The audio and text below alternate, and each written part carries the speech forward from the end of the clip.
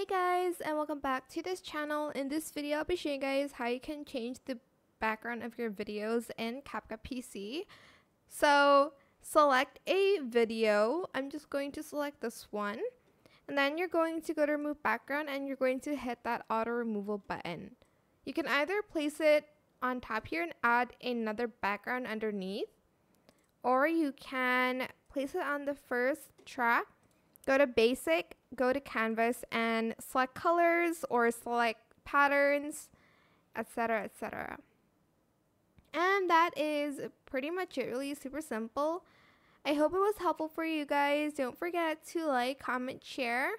Also subscribe to this channel if you haven't done that already. If you have any more questions about this video, just leave it in the comment section down below. I'll try my best to answer them all for you guys.